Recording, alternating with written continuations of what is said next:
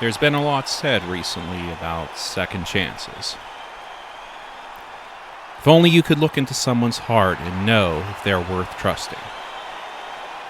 Even so, people can change for the better and for the worse. Oseko's always been very forgiving, and she's gained many friends who are loyal to her, who feel indebted to her. Despite many of their pasts, I trust them as well. They've proved time and again they mean what they say. Still, there's been a whole lot of assumptions about how easily we trust. I can't speak for Oseko, but I judge how trustworthy you are not only by your words, but by your actions. When you have no regrets selling out somebody who did no harm to you, even to protect a loved one, and you proudly admit you do it again, I trust you about as far as I can throw you. Speaking of families, when Akira first trusted Trinity to us, Oseko and myself, I wondered why us, knowing she had family members she was on good terms with. But that meant a lot considering that's how much she trusted us, Oseko especially. And Yuki Marie being a great big sister sure helps.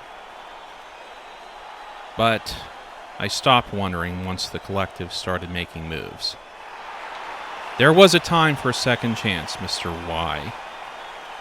I could understand if you truly cared for Trinity, reaching out to us, building a bond with Trinity.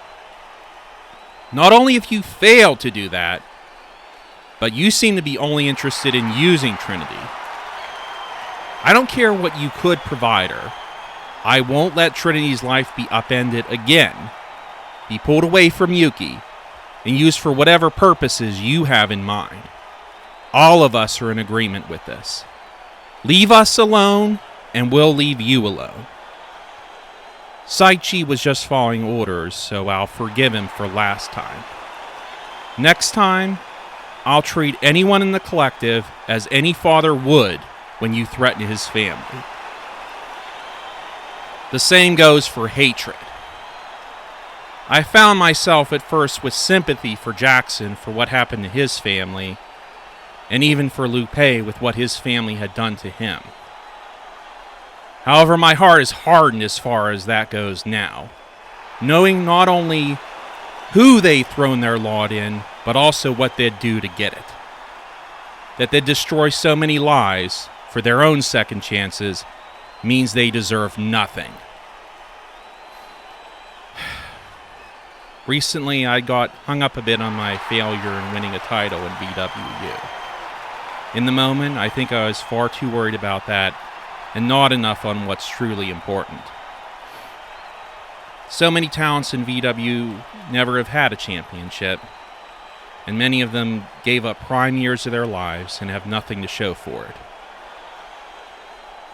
Recently, Maxine Rose couldn't even hold a pen between her fingers, and now she's come back to wrestle once again, and she's so grateful for that, and we wish her the best. So I have to count my blessings.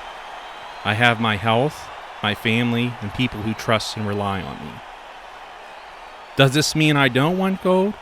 Oh no, I still want it. I want it all. But I'm going to cherish every part of the struggle it takes to climb my way to the top. And I don't want hatred to just fail. I want to take away every ill-gotten gain they've got as well.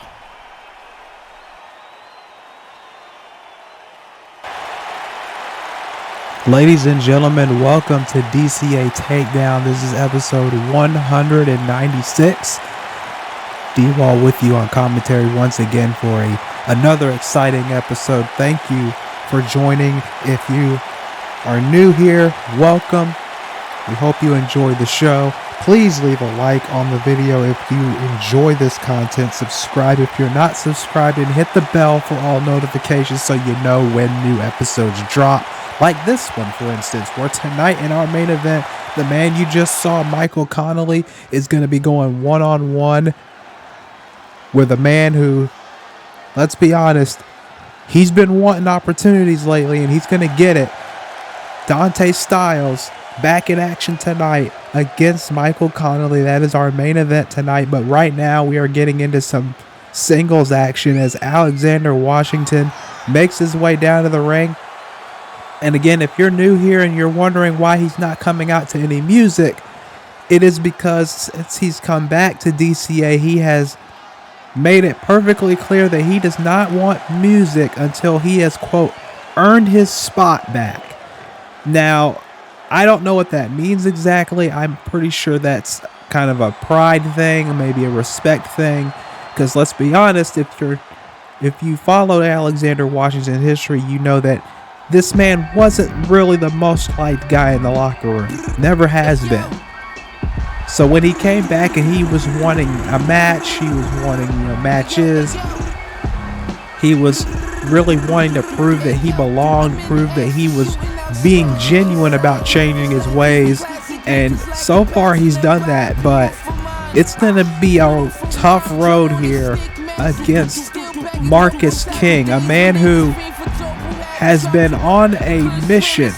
If you talk to him backstage, a man who says that he is tired of sitting in the background waiting for his opportunity. He's sick of being overlooked.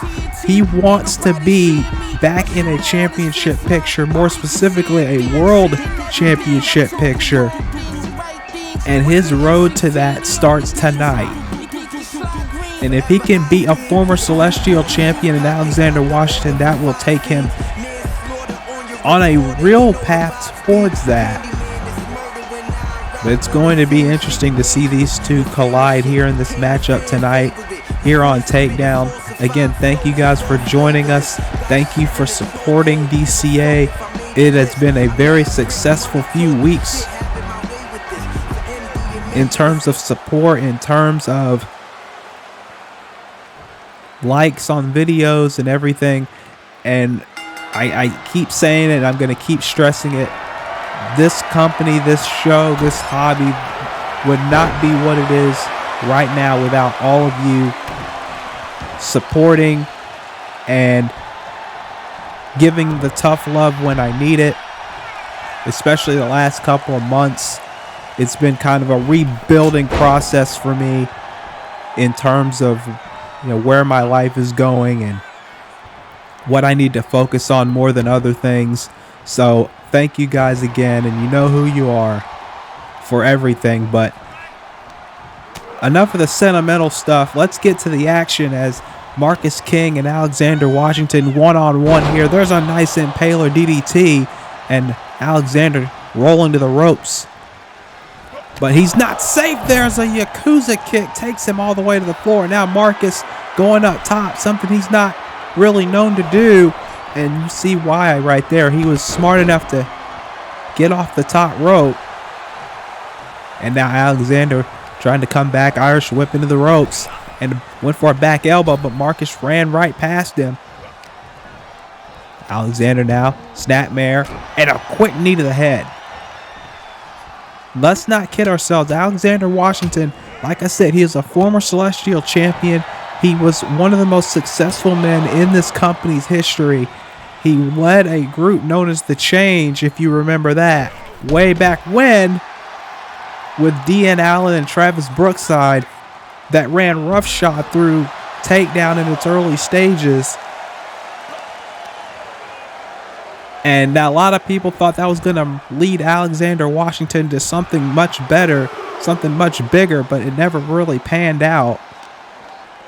And he was part of a lot of various groups and doing a lot of things to kind of reinvent himself, for lack of a better term, but it never really caught up to perhaps the world title aspirations that he had hoped for. But now that he's back and he is kind of on a rebuilding phase here, you got to wonder if he's going to get to that point, if he's finally going to reach that, but not if Marcus King has anything to say about it. There's a rear naked choke. And he's got his body between Alexander and the ropes so that Alexander can't reach for them. So the only thing he can do, as you see right now, separating the legs and rolling his way free. And Later on tonight, also, big matches in store. Jeremy Paisley challenged a member of the House of Cerberus to a match. Now, what I've been told is that Charles Schultz has been banned from ringside, and if he comes out before, during, or after the match and attacks Jeremy Paisley for any reason at all, his title shot at Redemption will not happen. He will not compete rather for that title, for the Celestial title. One of his compatriots from the House of Cerberus, though, they can stay at ringside, just not Charles. So you got to wonder which member of the House of Cerberus will be involved in that match later tonight. Also, because of Futureshock's win in their debut a couple of episodes ago, one count.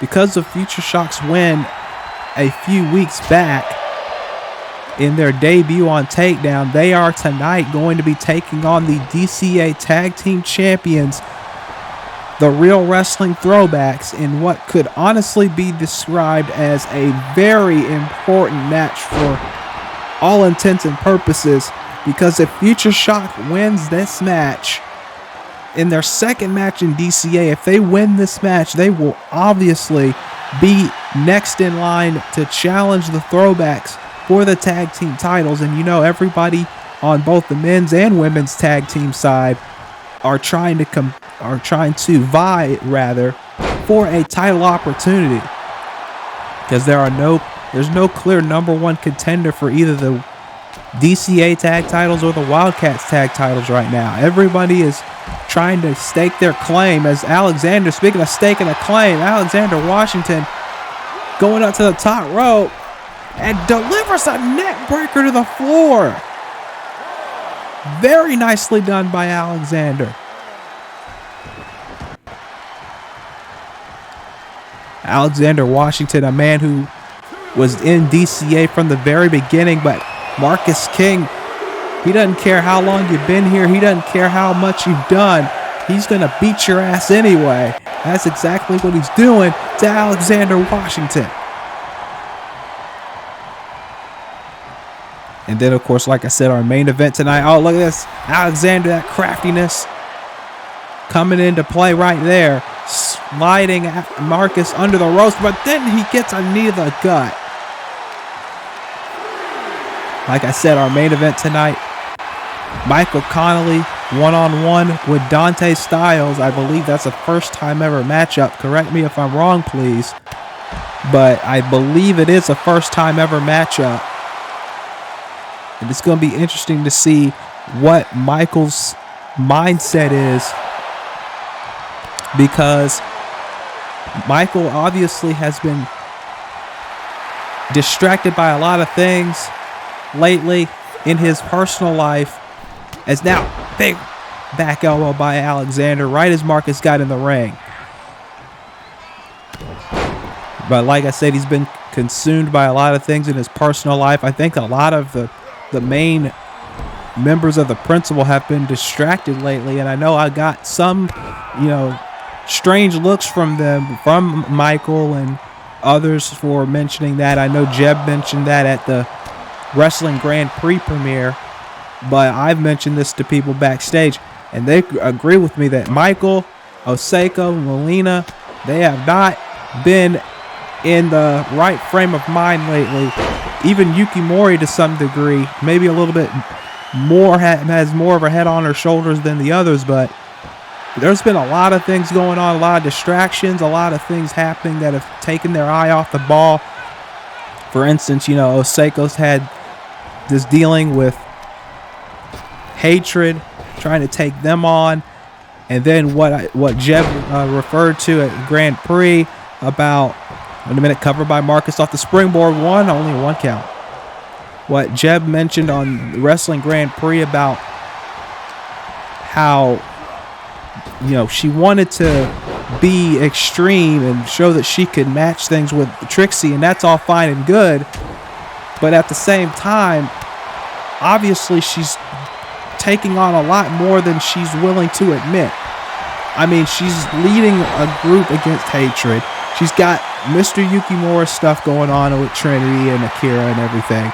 And she's just, a lot of people are worried that she's wearing herself too thin. And then you have Michael, who is also caught in the middle because, not only because obviously they're married and, you know, they have to support each other, but also the fact that Michael's had Saichi going after. You heard him in the opening minutes of this show talking about hatred, talking about how he wants to take everything, you know, from hatred. How he doesn't really blame Saichi for what he's doing because he's only following orders, but at the same time, he has no mercy for Mr. Yukimura whatsoever, and he's, you know, blinded by that. You got Melina, who was coming to the aid of Sin at the Grand Prix when she was attacked.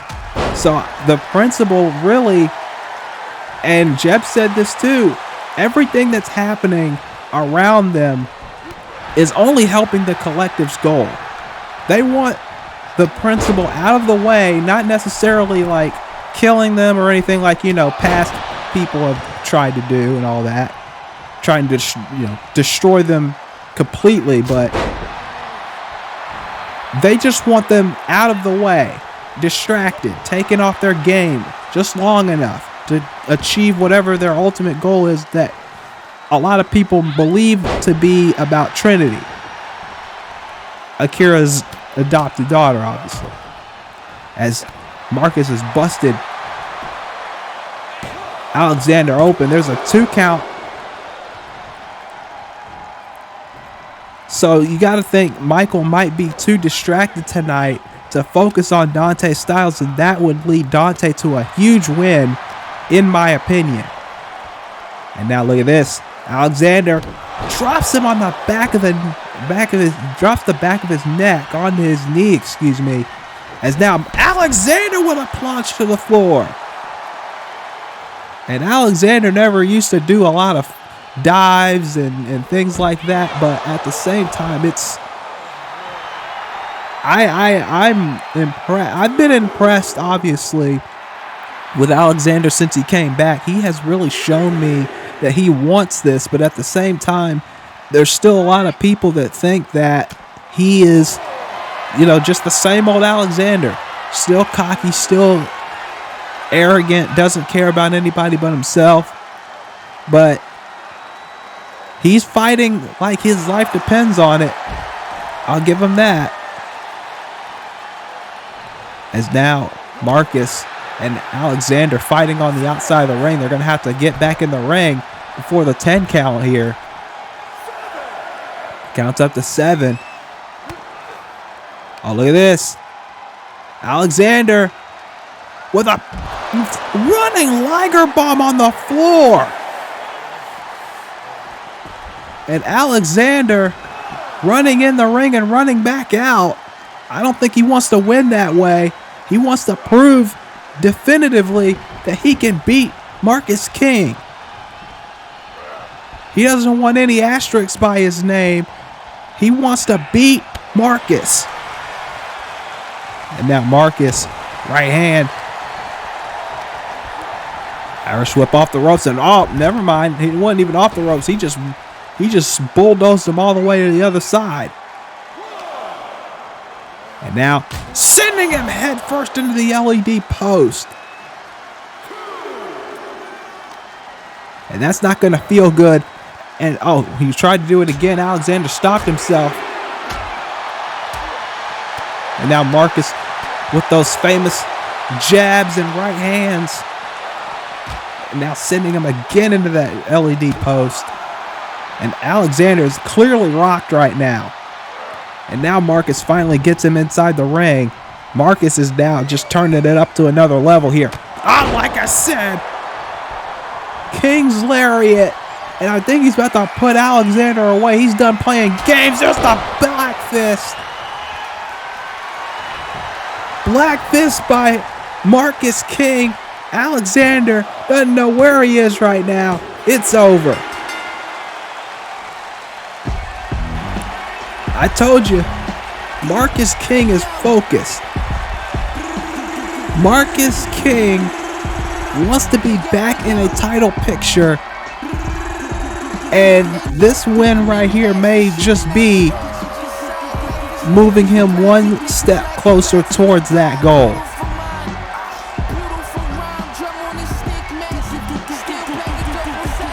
And Marcus King with an impressive victory here tonight on Takedown. Who's next to face Marcus King on his King's Road, if you will, back to a championship?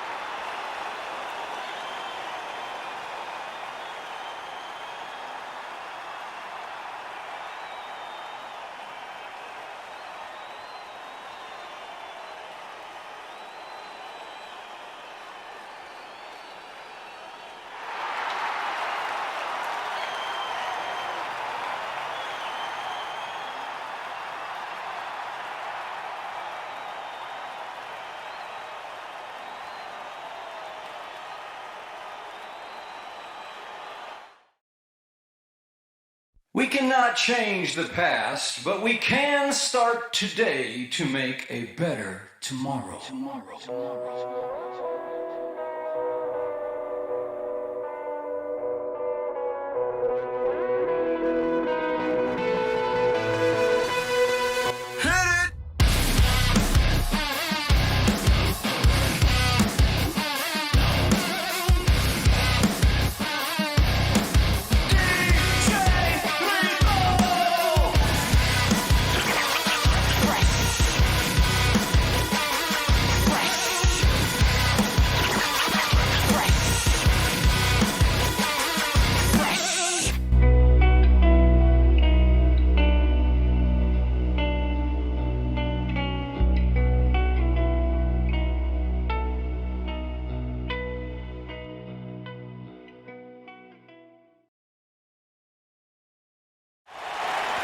Ladies and gentlemen, welcome back to DCA Takedown.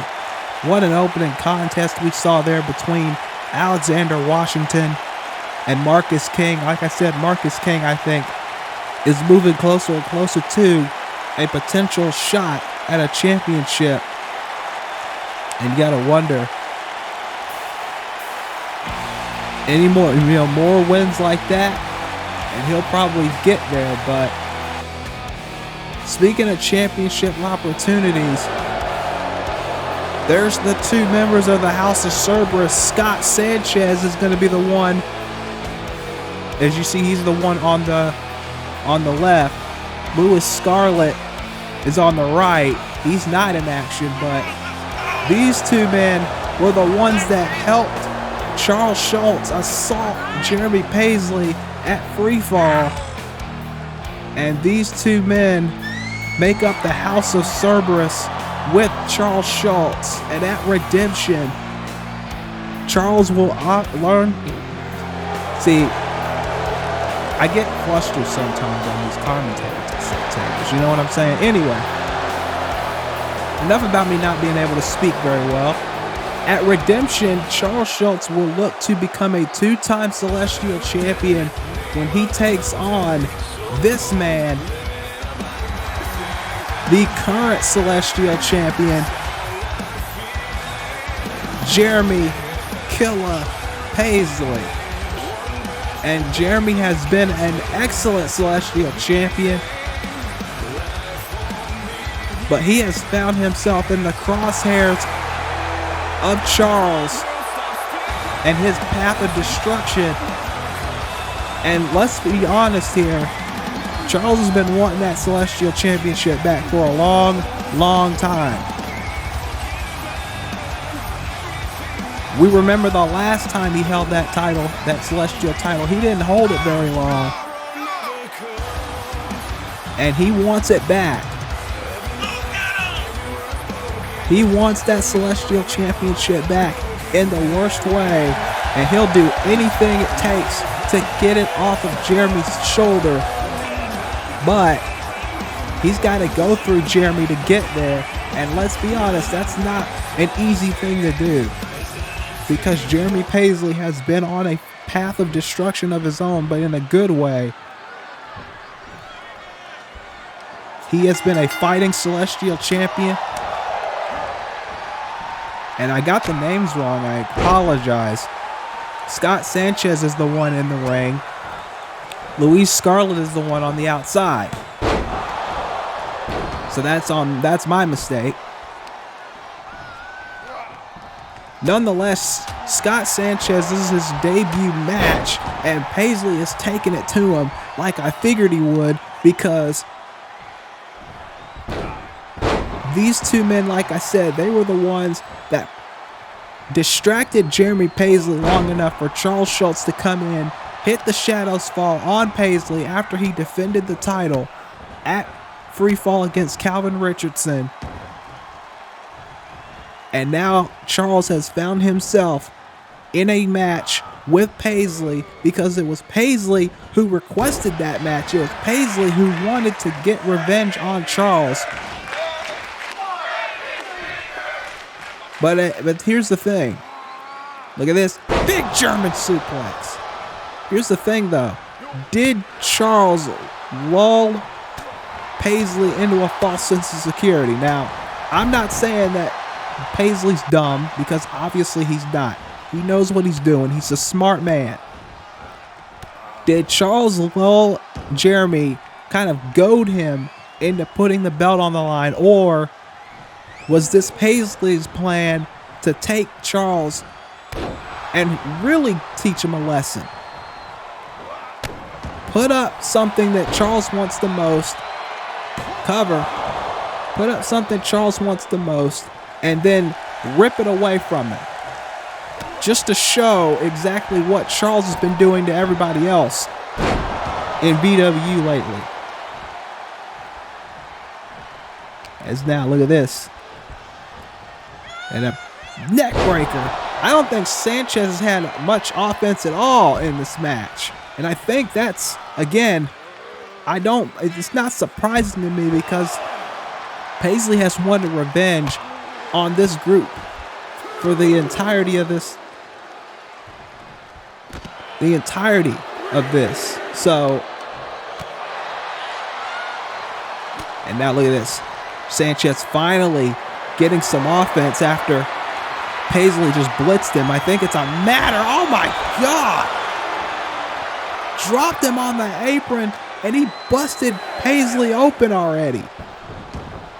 And that's how violent this House of Cerberus can be. And you gotta wonder, these two men, Sanchez and Scarlett, if they manage to maybe one day go into tag ranks, they could be a dangerous force in the tag team division, that's for sure. As now Paisley, look at that suicide dive. No!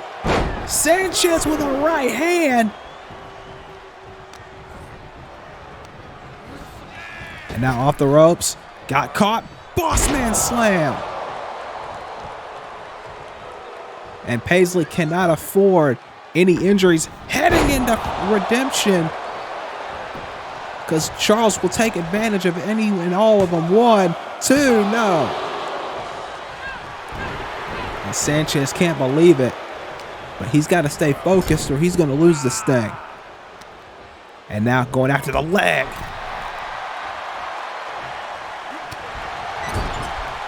And now kick right to the face. And we've seen this before, hanging him up on the ropes. And drop kick to the midsection. And now look at this. Is he going for that diving headbutt? Yes, he is. There's the diving headbutt. And that could be it. 1, 2, no. Oh, but this might. He wants to put Sanchez down, and he wants to put him down quick. He wants to send a message straight to Charles. There's the path to redemption, but Sanchez had his hand underneath the ropes.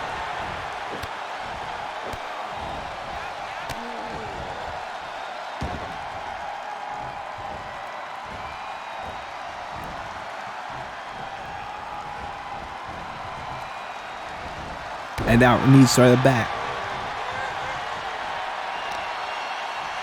And again, Paisley just wearing him down.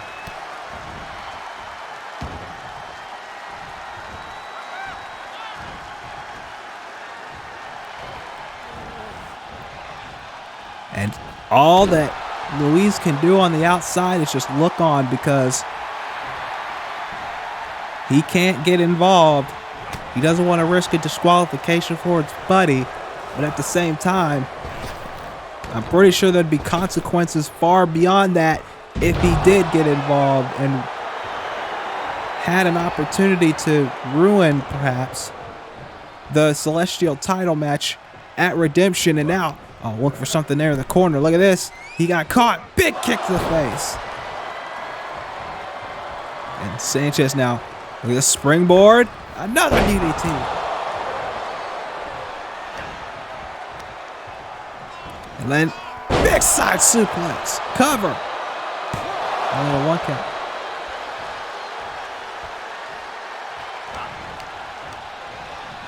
And now another one.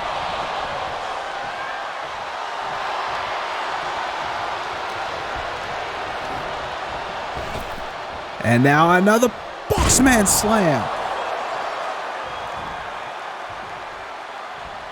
And Sanchez now again finding himself in control. Michinoku driver. And now look at this. On the top rope, Sanchez looking for something. And Paisley doesn't realize it. Crowns him. Oh, here we go. What's he looking for here? No! Just got punched in the back of the head, but a European uppercut stops that momentum immediately. And now looking to snap the arm of Paisley right there. Paisley in trouble as Sanchez now, if he picks up a win here, that would be huge momentum going into Redemption, at least for Charles. Oh, they didn't get the job done there. It's going to take a lot more than that. And now look at this. He thinks I think he might have thought he won there. Now Paisley again, just targeted strikes.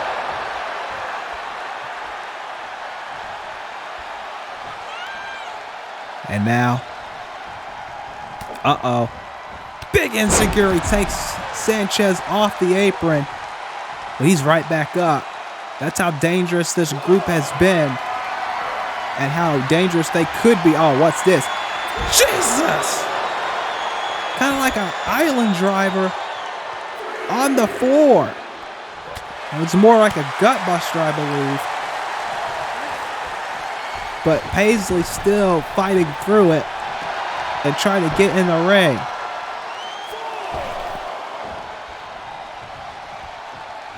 And now just again more targeted strikes.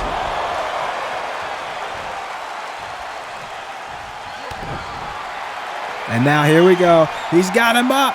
There's the path to redemption. And this time, he's nowhere near the ropes. The leg is hooked and it is over. Paisley sends a message to Charles, and he just looked over at Lewis like, tell that to Charles. Obviously, he didn't say that with words, but he literally just gave him a nod. Just gave him that, yeah, you tell that to Charles. Tell him that's what's like waiting for him at Redemption.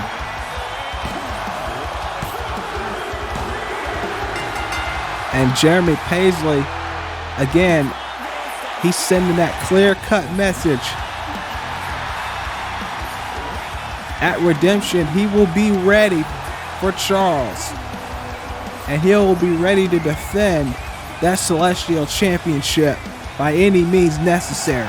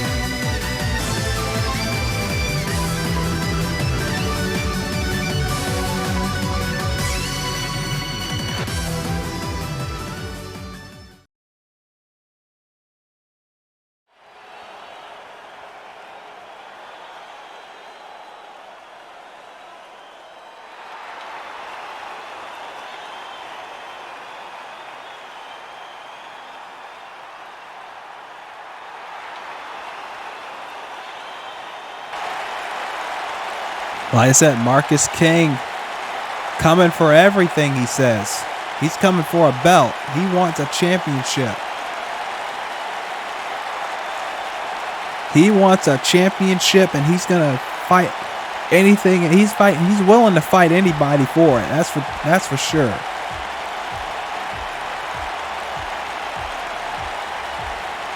But right now, we are getting into a very important matchup for this new team that's making their way down to the ring. A team that debuted a number of weeks ago, and now they have an opportunity to possibly earn a championship match.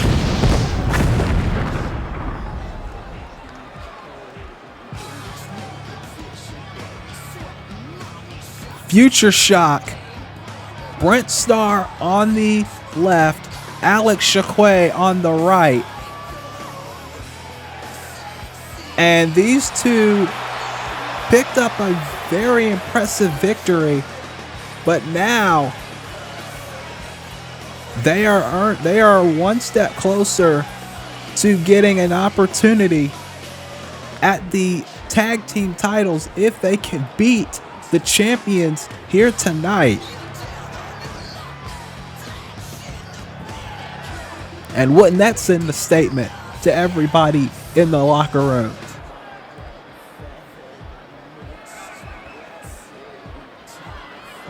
But to do it, they have to go through this team.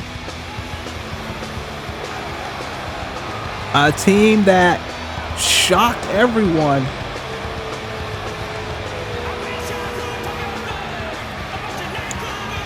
At Freefall, when they returned, Patrick Lawson on the right, Patrick Lawson on the left, Robert Tanner on the right, the Real Wrestling Throwbacks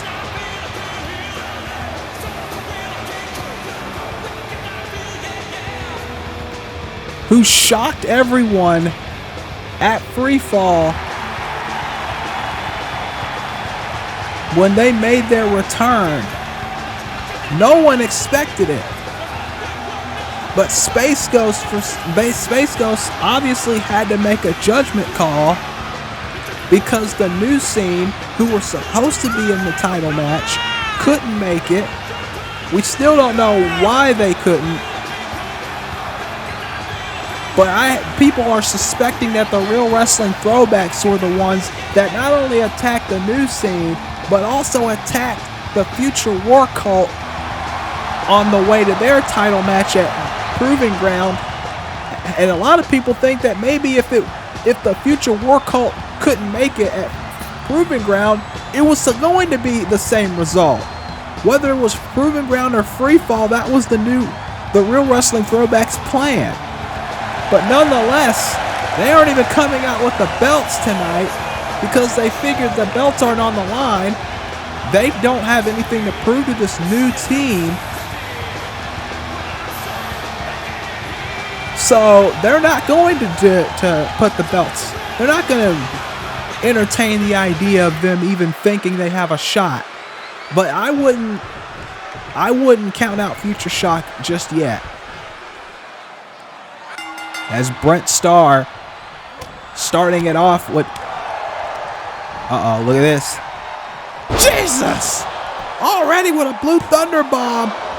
Starting it out with Patrick Lawson, with Robert Tanner, Patrick Lawson in the ring. Robert Tanner with that luxurious stash that he likes to brag about a lot. On the apron, Full Nelson facebuster. And Brent Starr, the older brother of Rianne Starr, obviously of the Hated Gates over on Wildcats. And now tagging in Alex Shock. That's how I've been handed that note. That is how his last name is pronounced. So I apologize if I got it wrong the first time. I will now say it the right way. Alex Shock. But no matter how his last name is pronounced, this team, Futureshock, had a hell of a debut, and now they are in the ring on their second time out, facing off against the tag team champions. And it's got to be a very interesting thing here between, oh, look at this. Oh, wait a minute. Shot now. Look at this.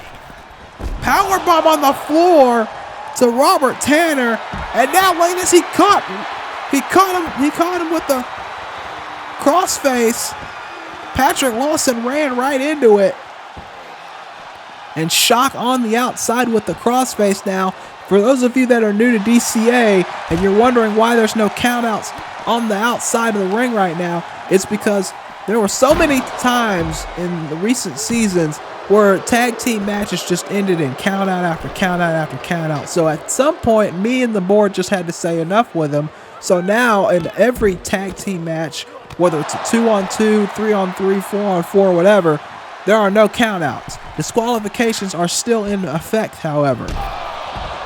And Tanner just getting bullied off the apron repeatedly, and Lawson is not going to take it, sending Shock into the steel steps.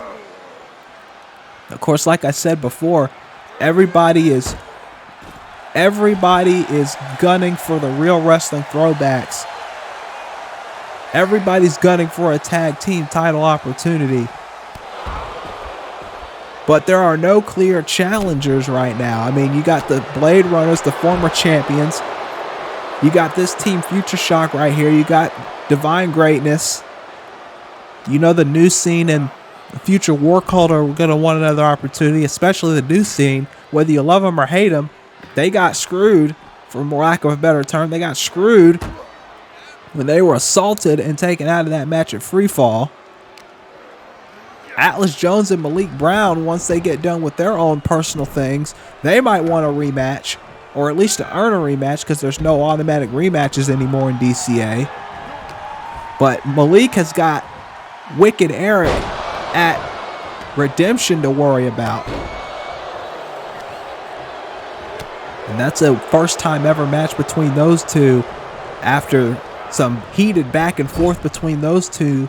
And we're going to, on the next takedown, we're going to show you both of the responses that they had recently on the DCA YouTube channel.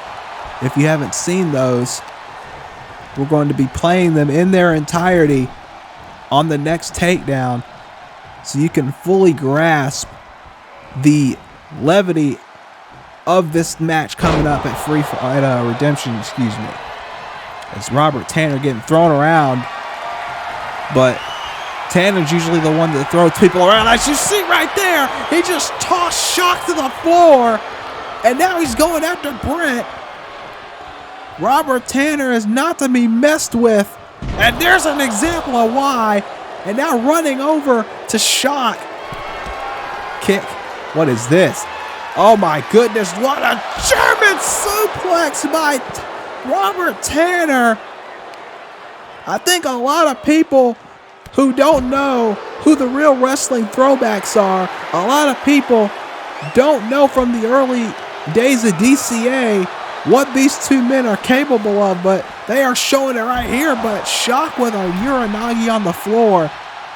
This has been as hard-hitting of a tag team match as I can remember, but it's as important as I can remember as well, because like I said, if Futureshock gets the win here, they are obviously going to be #1 contenders for the tag team titles.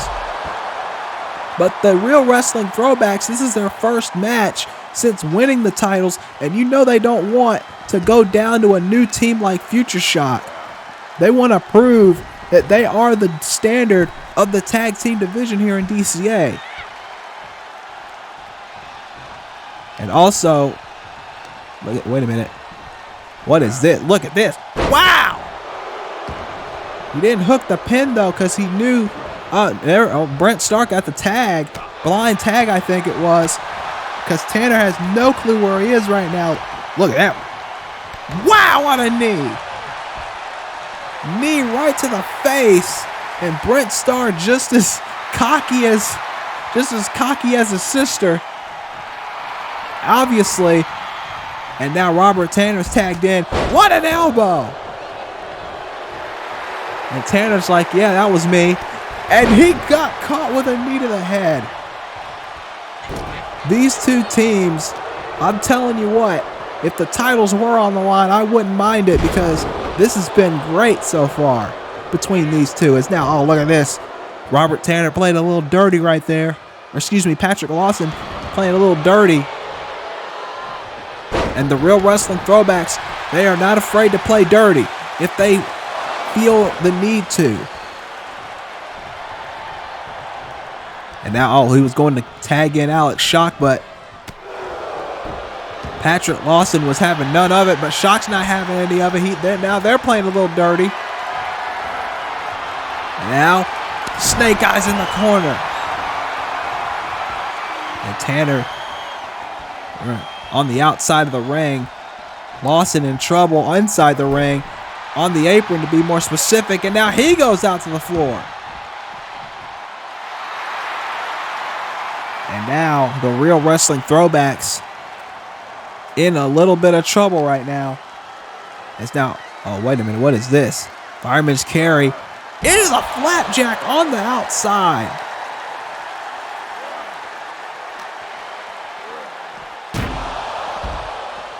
Futureshock have been in control for a good chunk of this so far. There's a neck breaker on the floor.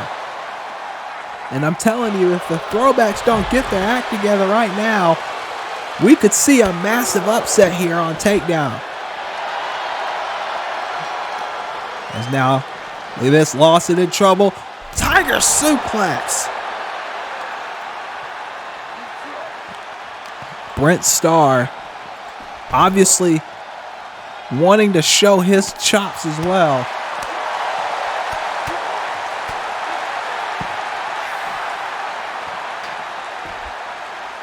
And now, just fighting on the outside. Caught that kick. Not that one.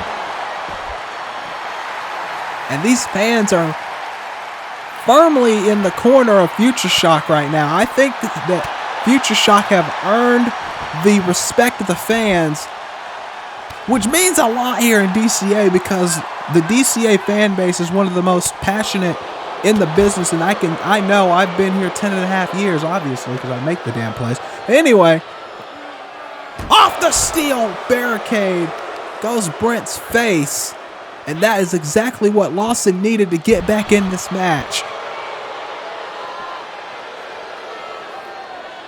And now, it's finally sending Brent back inside the ring.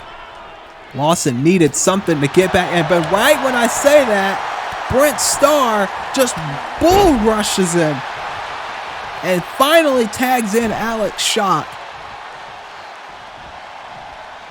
And Lawson is down, and he is barely moving. Uh-oh. Look at this, neck breaker. No, elbow to the back of the head. That could be it. Cover, 1, 2, no.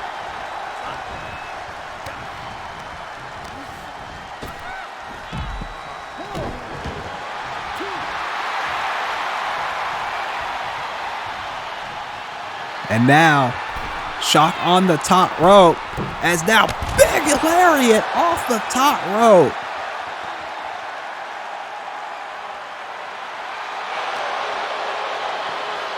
As now Lawson, again, he's trying to do something, anything to get momentum, but it's not happening.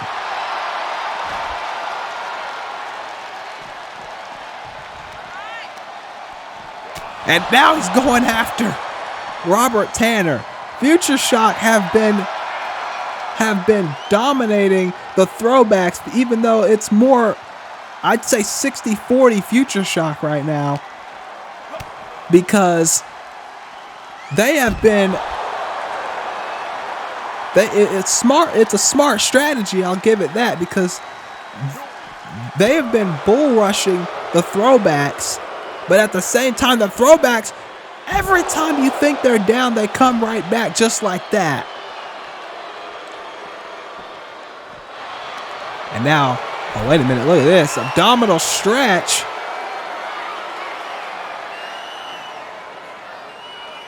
Abdominal stretch. It's not going to win him the match out there, obviously, but it's going to wear him down.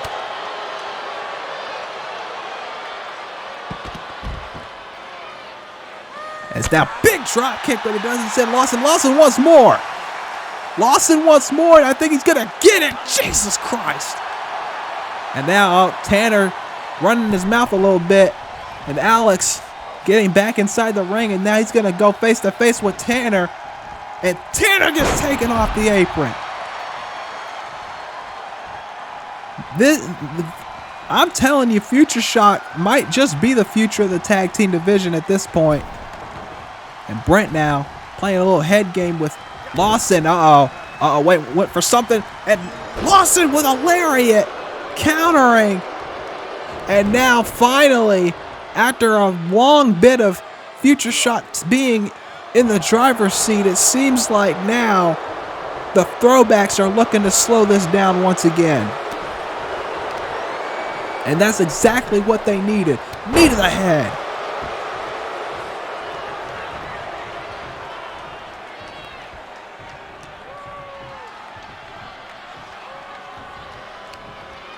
As now, Robert Tanner, you know he wants revenge because he's been bullied, or at least he would say he's been bullied for most of this match. Oh no.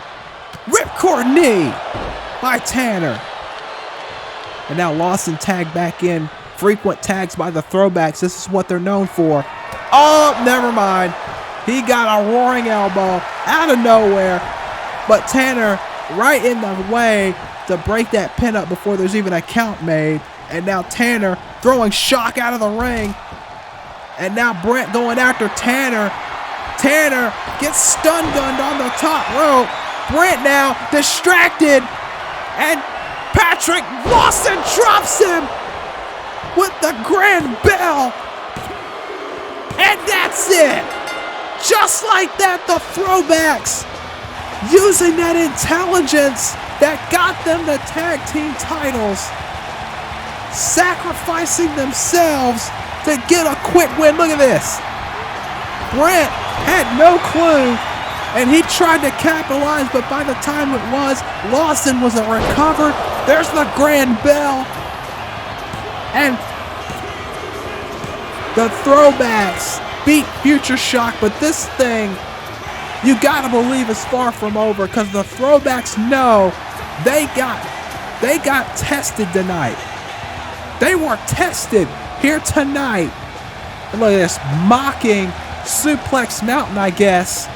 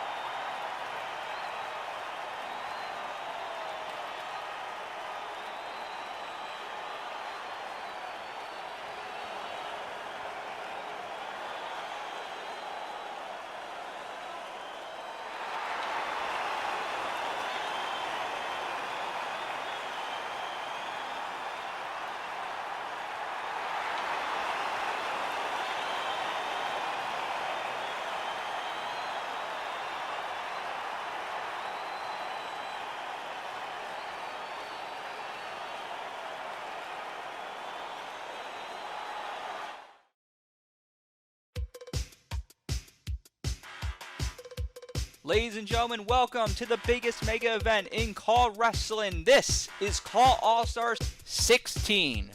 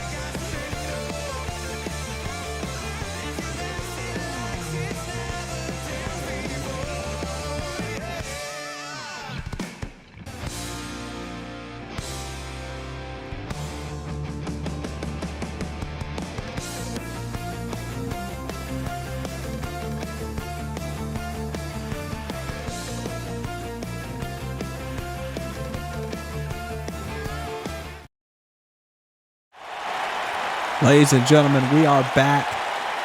DCA Takedown. And we are getting set for our main event. Michael Connelly, one-on-one with Dante Styles. But before that, we got a card to run down. And it's a pretty important one, too. DCA Redemption is coming your way in just a few weeks' time, and I'm going to run down the card, the complete card for the two-night event here and now. You're listening to Going to Hell by the Pretty Reckless. It's the theme song for Redemption every year. Available wherever music is sold and streamed. Celestial title on the line. Jeremy Paisley defends against Charles Schultz. Can Charles become a two-time champion, or will Jeremy continue his impressive run as the DCA Celestial champion? We're going to find out at Redemption. Tommy Vercetti has one last chance to get back what he says is his burnout title against Lupon III, but if he doesn't, he cannot challenge for the belt for the rest of this season. Who will walk out with the belt? You heard from Jaden Starr a few minutes ago, and Tomas is pissed off. And now they're going to collide in a steel cage. No more running from Jaden at Redemption. This one has a lot of intrigue behind it. Reiko Hinamoto, Sakura Hagiwara, their third encounter. But what does Bad Amy have to do with it, if any at all? We'll find out at Redemption. Two of the fastest rising stars in the world collide for the title of Rising Star Champion. Nova Kane defends against Heather Ray at Redemption. Kiyoshi Saiba wanted a challenge. Jamal Bedlam wants the pure title. The first title he ever competed for here in DCA. He has a shot at getting it at Redemption. Who walks out as the best in the pure division? Selena Zeta puts the Fever Championship on the line against the face of the CAW Champions League, Christy Montero. Can Christy add another title to her resume, or will Selena put another challenger down? This one is a first time ever matchup. Malik Brown, Wicked Eric, one-on-one at Redemption. Who's going to be the better man when these two collide? We'll find out. Trixie Decker defends the Goddess Championship against Vanessa Price. If anything, it's not even Trixie anymore. This is Beatrix Decker going into Redemption against Vanessa Price. It's going to get nasty. It's going to get violent for the Goddess Championship. Who's walking out with it? And you want to talk about violent. You want to talk about unpredictable. What happens when you put two psychos in the ring with no rules and no restrictions? You're getting this. Aubrey Williams, Eve Heron, first time ever. Eve's DCA in-ring debut. To tell you I have no clue what's going to happen to this match would be an understatement, folks. This is going to be insane. Alvana Morgan thought she was out of challengers until this woman came in the picture. Destiny Williams looks to become a two-time champion when she takes on the Mad Queen, Alvana Morgan, with the Wildcats title on the line. Whose era is it? The Mad Queen or the Dream Killer? We find out at Redemption. And then, folks, the main event for the richest prize in the company, Zach Stone and his impressive run as the DCA World Champion is on the line against a man he has known for so long, even before the inception of this company, Tyler Parks. Can Tyler finally achieve his dream of being a world champion? Or will Zach Stone once again put another man down where everyone hears the words, and still? We will find out at Redemption. 2 nights, folks. Don't forget, it's a 2-night event. DCA Redemption coming your way very soon. We will have the completed dates of when this show will air very soon. It will be coming up in December, though. Hopefully before Christmas, so you guys can enjoy the Christmas holidays and New Year's with your family and friends. It's going to be an extraordinary event, that's for sure, though. It's going to be one of those nights you will never forget. Both nights, actually. Because every year, Redemption gets even more violent. It gets even more brutal. It gets even more surprising. And we've already had enough surprises this season so far. But ladies and gentlemen, our main event coming up right now. And here he is. Dante Styles, the brother of Malik Brown. He's wanted opportunities. He's wanted the spotlight. And tonight he's got it. He's got the main event spot.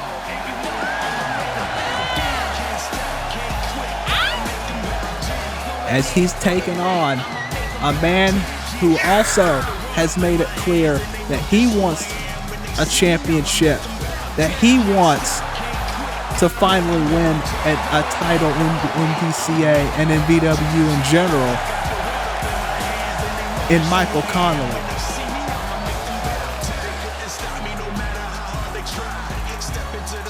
And like I said, I think this is a first time ever matchup between these two. And here he comes.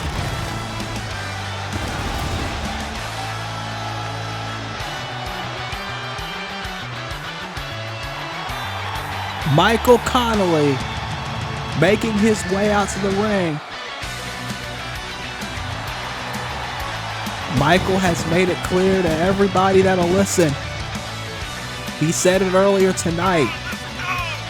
Yes, he wants to be a champion in DCA. He wants to be a champion in VWU. But he understands that it's still a long way to get there. He understands that it's not going to be easy. And kicking himself and being upset, sometimes you can't help that. Sometimes you can't avoid that. But at the same time, I think Michael knows, as long as he has been in this business, that at some point he'll get there. If he keeps at it, he keeps on that horse and he keeps riding, he will get there.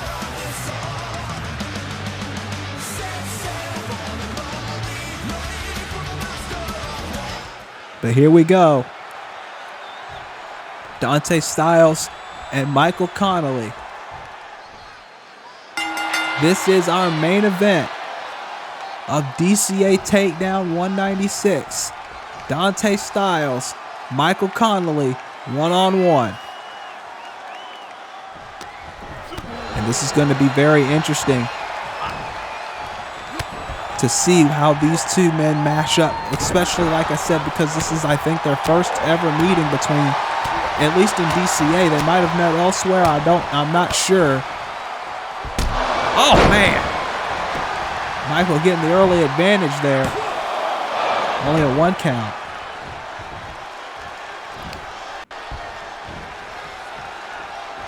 As now, Dante caught that forearm off the ropes, Irish whip. Look at this. And just flattens him out. And went for a drop kick. Michael rolled out of the way. Now Michael from behind. Shot to the back, and now he's got him. Backbreaker. Sends him down with the elbow. And now there's a leg drop. And Dante rolling to the outside. And Michael telling Dante to get back in here and get some more of this. Block that punch, not that one or that one. And now Michael using the strikes to his advantage. Irish whip. Big heel kick sends down Dante. And now another leg drop. And so far the advantage is clearly in Michael's favor, but can he keep that pace? That's the question. And there's a knee sending down Michael. And now Dante's the one right back in it. And now look at this. Stun gun. And now just repeatedly going after Michael, which is smart. You want to try and ground him so he doesn't fly around the ring. Up, went for a boot. And now look at this. Exploder suplex. Nicely done. The cover. 2. No.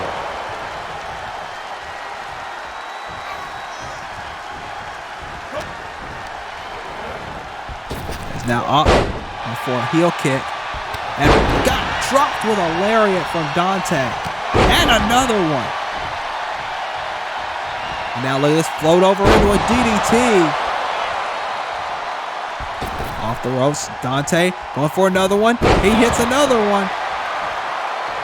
And Dante trying to keep Michael down. It's not working so far. There's a forearm. He just ate it though. Dante knows how to take a punch if you know his history. Snap suplex. Yes, floats over into a cover. 1, 2, no. And now, Michael wanting Dante up, running in. Look at this scoop slam, no. And now big boot to the head. Is now Michael, look at this Arabian press, no. Dante saw that coming, slams the back of his head into the mat, followed by an elbow. And now again, Dante just grounding and pounding on Michael, trying to keep him down for long enough to get a 3 count. But the thing is, Michael, it's going to take a lot more to keep him down, and Dante knows that. He's not an idiot. He's not dumb. 2. Only a 2 count.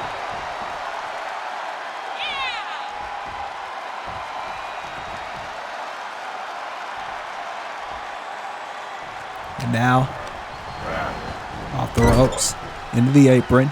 Dante now, again, just using these shots, using these body shots. And Dante, off the ropes, went for something. Oh, ducked out of the way of that forearm, went for the super kick. Michael saw it coming. Obviously, his wife had a super kick, so he knows how to counter it. And now, flips from behind, heel kick. And Dante, once again on the ropes, went for the drop kick. Waist lock from behind, and now, what's this? Knee right to the head. Drops Michael, cover 1, 2, no.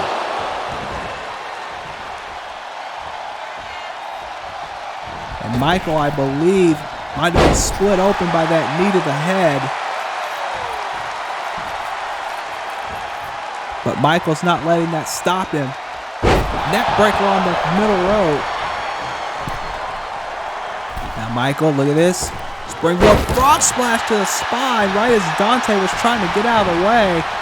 Michael shifted in midair. That's nicely done by him, but Dante able to get the shoulder up right at 2.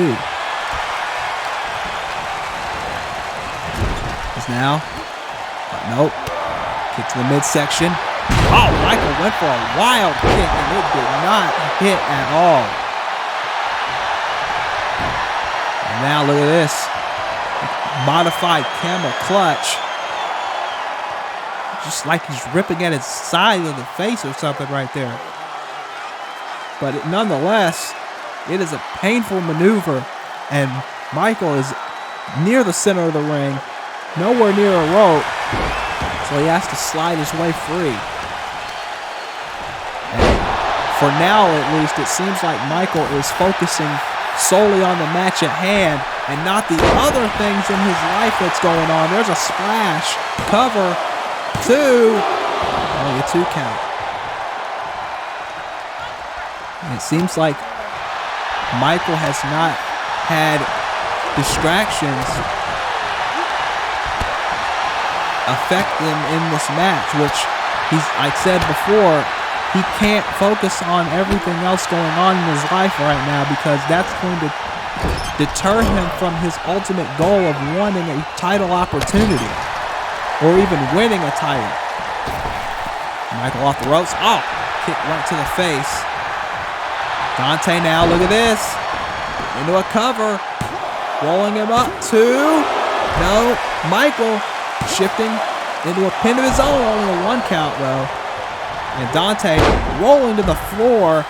I don't know if that was instinct or if that was strategy on the part of Styles, but nonetheless, it might have been strategy because he's right back into control and sends Michael into the post. Michael trying to fight back, though. Right hands. Monahan trying to encourage both men to get back inside the ring. And that's all he can do is encourage and administer the 10 count. And now sending him into the apron. Nope, Dante. And it's up to 5 now as Dante gets Michael back inside. What's Dante doing? Dante off the rope. Drop kick. Just flipping Michael inside out. And Michael, no idea where he is right now. Went for a right hand. Dante got one of his own. Crossbody got caught by Michael. Michael now into a fireman's carry position. Into a detonation kick. Cover. 2. And again, Dante gets the shoulder up. And Michael looking to capitalize. There's a point-blank DDT. Spiking Dante on the top of his head, too. And again, Dante kicks out.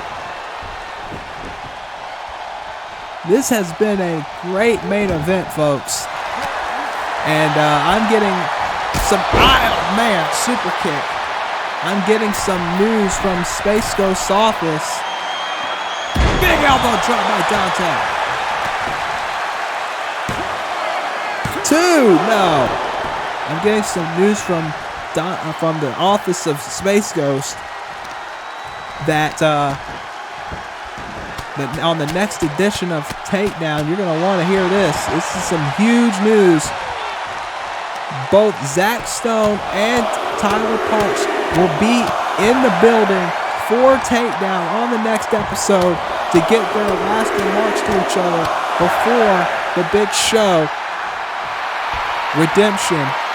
Also a huge match just signed. And I know this is going to shock a lot of people. Mikey Truth and John Blackos. Next Takedown. That's a huge match. Connelly ended up covering only a 2 count. A huge match with potential title implications as well in that. Speaking of titles also, Kiyoshi Saiba will be in action against Sid Black of Future War Cult. That's on the next episode. And a big tag team match as Dante looking to finish off Michael here. No. A huge tag team match. Champions versus challengers. Tommy Vercetti and Charles Schultz will take on Jeremy Paisley and Lupon III on the next Takedown. That is a big time card for Takedown. As now Michael with a hip toss to the floor on Dante. And now Michael off the ropes. Big splash off the apron.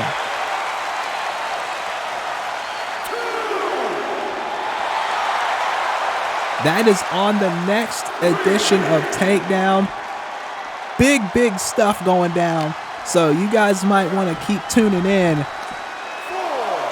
because it's the final Takedown before Redemption and anything can happen. As Michael now, Connelly's Comet, and that could be it for Dante. 1, 2, no it is not. And Michael can't believe it. He thought that was it. He thought it was over. Now Michael went for the drop kick, doesn't connect.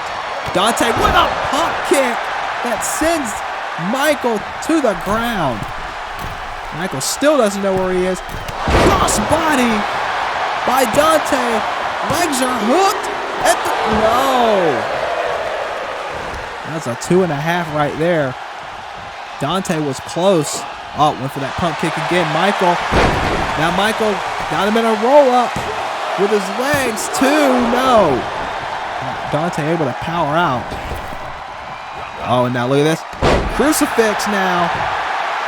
Trying to get quick pins. That's smart by Michael, but it doesn't get a 3 count. And Dante, a little flustered right now. I don't blame him. After those quick succession of pins, now, oh, what is this? What's Michael doing here? Frankensteiner off the top. Michael very versatile in his offense, that's for sure. And the fans loving this right now. There's another roll-up by Dante onto Michael, only a 2 count. And now Dante looking to distance himself for the moment, trying to run in, but he gets caught with another pin. 2, and again, no. Both of these men looking for the quickest victory possible.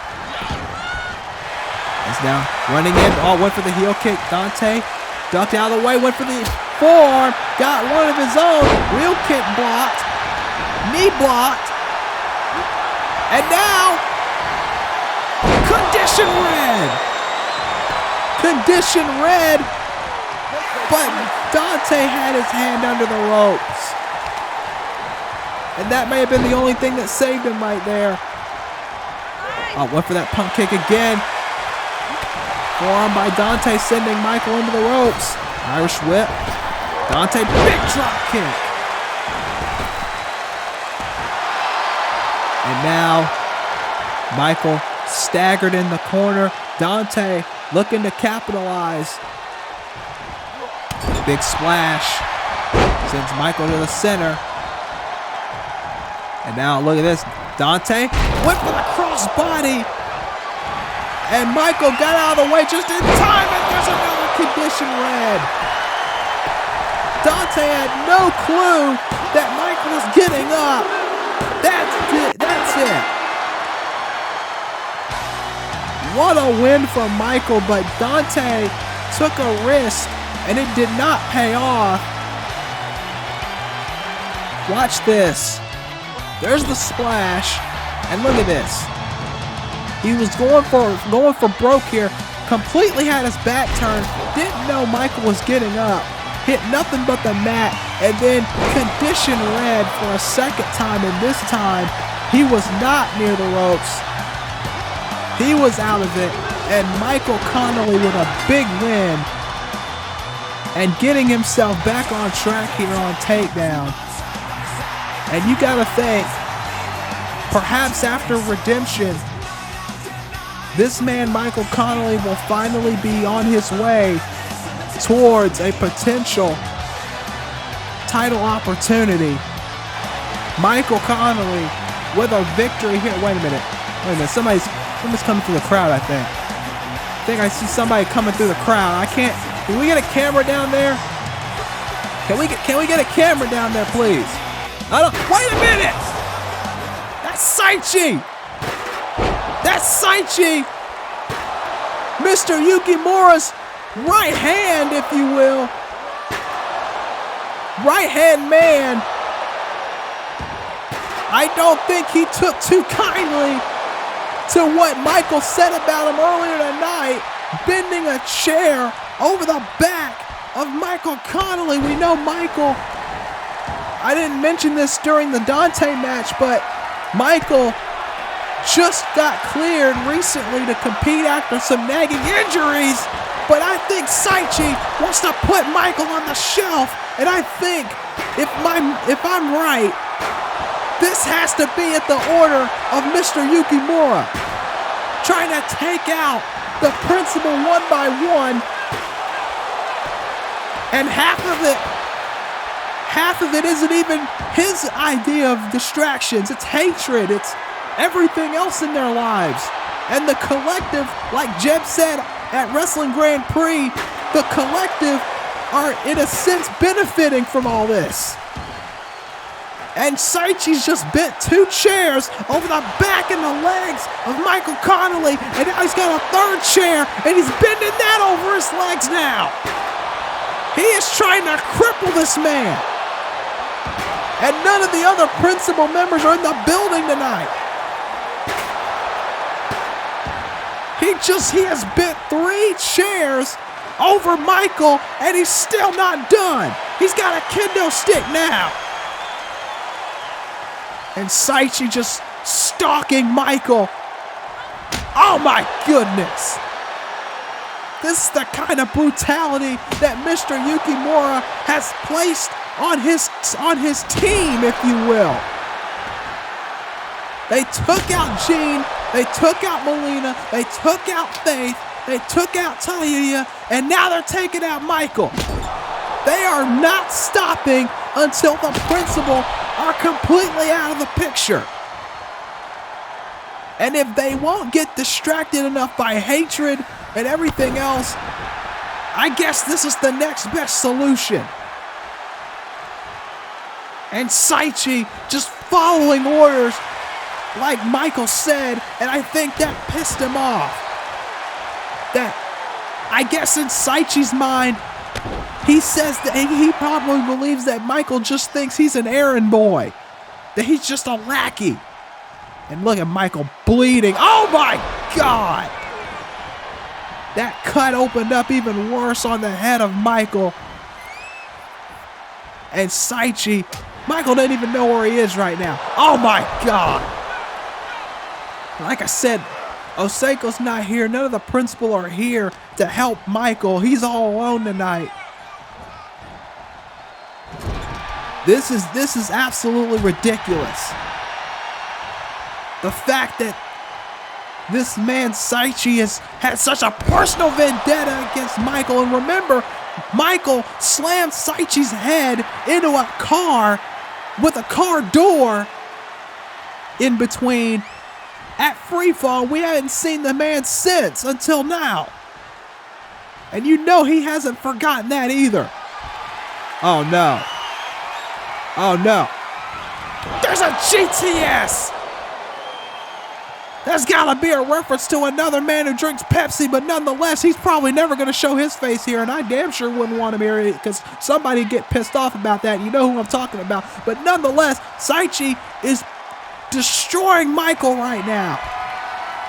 His back might be broken, his legs might be broken, and his jaw might be broken right now with another GTS. And Mr. Yukimura may have just gotten what he wants. And maybe, just maybe, Saichi got what he wanted as well. Payback on Code Red.